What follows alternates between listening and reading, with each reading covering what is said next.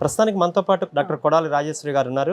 ఆవిడ ప్రముఖ విద్యావేత్త, పొలిటికల్ అనాలిసిస్ అండి. ప్రస్తుతం ఉన్న రాజకీయ విధానం కానీ, రాజకీయ ముఖ చిత్రం కానీ ఎలా ఉంది, ఏంటి, అందరూ కూడా మాట్లాడుకున్నట్టు పీకే స్ట్రాటజీలో రాష్ట్రం మునిగిపోతుందా లేదా, చాలా సీనియర్ ఆవిడని అడిగి కొన్ని మనం వాస్తవాలు, నిజాలు మాట్లాడుకునే ప్రయత్నం చేద్దాం. నమస్తే అండి. నమస్తే అమ్మా. చాలా సీనియర్ మీరు, చాలా పొలిటికల్ చూసే వచ్చారు మీరు, ఎన్నో ఎలక్షన్స్ చూశారు కదా. ప్రస్తుతం ఉన్న ఎలక్షన్ విధానం కానీ, రాబోయే 50 రోజుల్లో ఉండే ఎలక్షన్ కానీ ఎలా ఉండబోతుంది అనేది మీ అభిప్రాయం సూటిగా చెప్పండి మేడం. మీరు అడిగిన ప్రశ్నలో నన్ను సూటిగా చెప్పమన్నారు.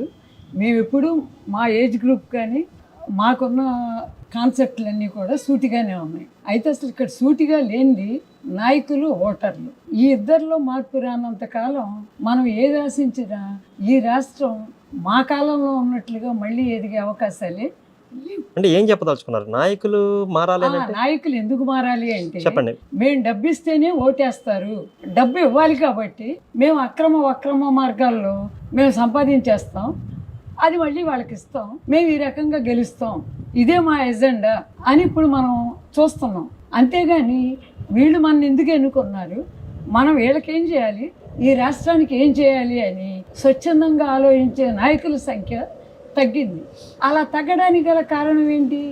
ఎంత డబ్బు ఖర్చు పెడితే వాళ్ళకి సీట్ రావటం, గెలవటం జరుగుతుంది. కాబట్టి ఇక్కడ ప్రధానంగా ఓటర్లు స్వార్థపరులు కాదు, ఓటర్లని బ్రేక్ చేసే నాయకులు, అలా ఖర్చు పెట్టగలిగే వాళ్ళకే సీట్లు ఇచ్చే రాజకీయ పార్టీలు. ఇది ఒక పెద్ద వైడ్ ఇష్యూ, అదొక ఓషన్. దాని గురించి నేను మాట్లాడదలుచుకోవాలా. ఇప్పుడు ఎట్ ప్రజెంట్ ఈ రాష్ట్రం మా ఊహ తెలిసినప్పటికీ ఇప్పటికీ ఊహకందన విధంగా గత 5 ఏళ్లుగా ధ్వంసం అయిపోయింది. ఈ విధ్వంసాన్ని ఆపగలగాలి అంటే ఇది ఒక చంద్రబాబు నాయుడు కోసం, ఒక గద్దె రామ్మోహన్ కోసం మనం పని చేయట్లా. ఈ రాష్ట్రాన్ని కాపాడుకునే బాధ్యత మనకు ఎందుకు లేదు? ఉంది ఖచ్చితంగా. నాకేం పని రాజధానితో అంటారేంటి? అసలు రాజధాని లేని రాష్ట్రం ఉందా ఎక్కడన్నా? ఈ ప్రపంచంలో ఉందా? మనం అంత దుర్గతికి ఎందుకు దిగజారాం? కుల రాజధాని అని క్రియేట్ చేశారు, జనాలు నమ్మారు. చాలా తప్పు. వాళ్ళ అన్న అభిప్రాయం మీకు చెప్తాను. ఫర్ ఎగ్జాంపుల్, ఇప్పుడు వీళ్ళు కుల రాజకీయం, కుల రాజధాని అన్నారు. వాస్తవంగా అది రిజర్వ్డ్ కాన్స్టిట్యున్సీ. ఆ రిజర్వ్డ్ కాన్స్టిట్యున్సీలో అసలు కమ్మ సంఖ్య ఎంత ఉంది, రెడ్డి సంఖ్య ఎంత ఉంది? వీళ్ళేది.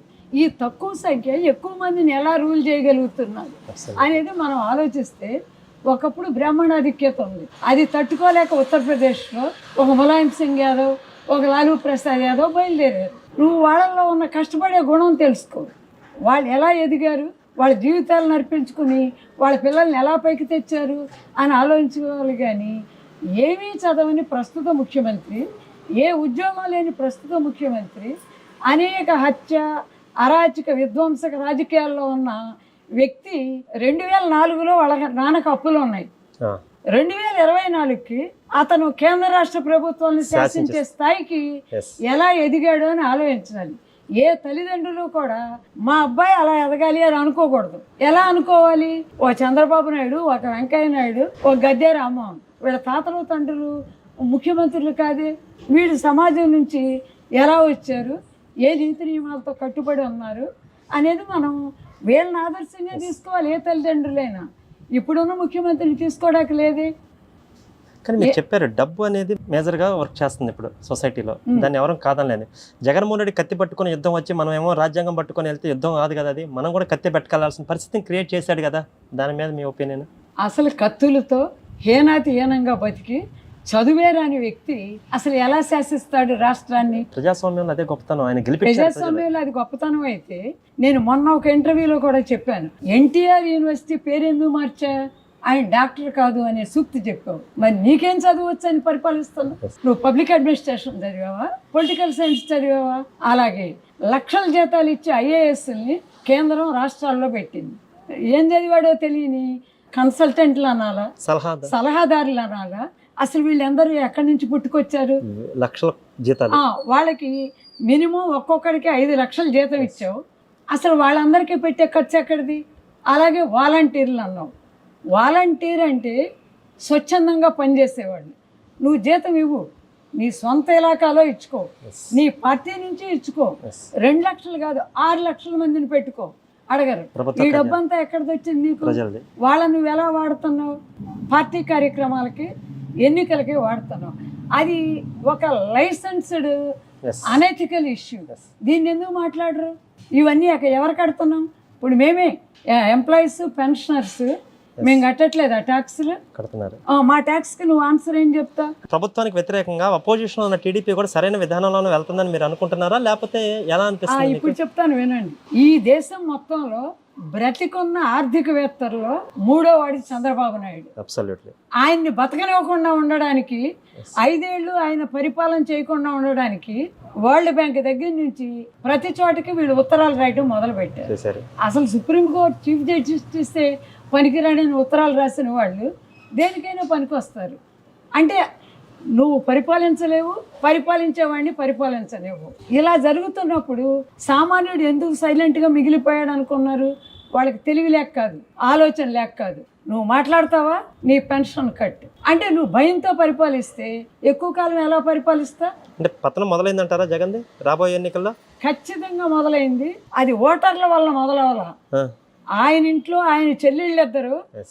ఇవాళ ప్రతిపక్షానికి వాళ్ళు ఒక రకమైన మనం ఏం చెప్పుకోవచ్చు అంటే దొరికిన ఆశాజీవులు. వాళ్ళు అడుగుతున్నారు, మేము సొంత చెల్లెళ్ళం, మాకే న్యాయం చేయలేని వాడు మీకేం చేస్తాడమ్మా అని అడుగుతున్నారు. అవును. అప్పుడు అతను నమ్మిన వాళ్ళకి తెలియాలి. అలాగే కొన్ని మతాల వాళ్ళు మావాడు అని కావలించుకున్నారు. అసలు అతను ఏ మతం నేను చెప్తా. అతను రిషికేశ్లో ముంచి తేల్చాడు. అదేదో స్వామి, వికారానంద స్వామి ఏదో, నేను ఆ పేరు ఉదాహరించడం కూడా నాకు ఇష్టం లేదు. అంటే నువ్వు రిషికేశ్లో ఋషులు నడయాడిన ప్రదేశం, గంగా నదిలో మునిగావు. అవును. నువ్వెవరు? నువ్వు క్రిస్టియన్వా, హిందువా? నీ మతం నువ్వు చెప్పలేవు, నీ కులం నువ్వు చెప్పలేవు, నీ గుణం చెప్పలేవు, నీ చదువేంటో చెప్పలేవు, నీ ఇంట్లో వాళ్ళకి నువ్వు నమ్మించలేవు, నీ ఇంట్లో వాళ్ళ మీద నీకు కమాండ్ లేదు. నువ్వు స్త్రీవాదివా? దిశ చట్టం పెట్టావు, అది పక్కన పెట్టు. అసలు నీ ఇంట్లో వాళ్ళు ఎన్నింటికి ఎవరితో మాట్లాడుతున్నారో నీకు తెలియని వాడివి. ఇంకా నువ్వు 33% స్త్రీలకు ఏమిస్తావు? అసలు నువ్వేం పోరాడదాం అనుకుంటున్నావు? ఇంత అనామకులు, అజ్ఞానులు, విధ్వంసకారులు ఈ రాష్ట్రాన్ని ఏలుతున్న టైంలో నేను బతికున్నందుకు సిగ్గుపడుతున్నా. మీలాంటి యువకులందరూ పోరాట పటిమ లేక చచ్చుబడిపోయినందుకు నేను చాలా సిగ్గుపడుతున్నా. ఎందుకు వచ్చిందంటారా? అసలు ఎందుకని పోరాటం అనేది మీరు అన్నది ఎగ్జాక్ట్ కరెక్ట్. తెలంగాణలో పోరాటి సాధించుకున్నారు యువత, మన దగ్గర ఇంత అంట్రెస్ట్ వస్తుంది. Very good. తెలంగాణతో మీరు పోల్చొద్దు. ఎందుకంటే వాళ్ళది ఒకటే కులం, తెలంగాణ కులం. తెలంగాణ కులం మాకు తెలంగాణ కావాలి అన్నారు, ఆనాడు కలిశారు. ఆ తర్వాత 10 ఏళ్ల పాటు చూశారు. ఆ 10 ఏళ్లలో జరిగిన అరాచకాన్ని నువ్వు డబుల్ బెడ్రూమ్ ఇస్తా, 3 బెడ్రూమ్ ఇస్తానన్నా నమ్మకుండా ఏం చేయాలో అది చేసి చూపించారు. అది ఇక్కడ ఎందుకు జరగట్లా? అది ఇక్కడ ఎందుకు జరగదు? అక్కడ ఒకటే కులం, తెలంగాణ కులం. ఇక్కడ కులాలు ఉన్నాయి, ఉపకులాలు ఉన్నాయి, మతాలు ఉన్నాయి. మనం మర్చిపోతామేమోనని మన గుర్తు చేసే నాయకులు ఉన్నారు, సీట్లు ఇచ్చే రాజకీయ పార్టీలు ఉన్నాయి. అంబేద్కరే చెప్పాడు, 10 ఏళ్ళు చాలయ్యా ఈ రిజర్వేషను, ఇది శాశ్వతంగా మిగిలితే మనుషుల మధ్యన విభేదాలు పెరుగుతాయి అని. కుల చిచ్చు పెట్టిన ప్రశాంత్ కిషోరే చెప్పాడు, నేను చాలా తప్పు చేశాను, ఈ తప్పును మళ్ళీ చేయను అని ఆయనే దండం పెట్టాడు. మరి వాళ్ళందరికీ ఉన్న తెలివి మీకెందుకు కనపట్లా? అంటే ప్రజల ఆలోచన కూడా మారాల్సిన అవసరం ఉందంటారా? ప్రజలు దేనికి మారుతారు? నువ్వు తిన్నావు మాకు ఇవ్వు అని అడుగుతున్నారు. అంటే నువ్వు తిను, నాకు కొంచెం పెట్టు, అంతే.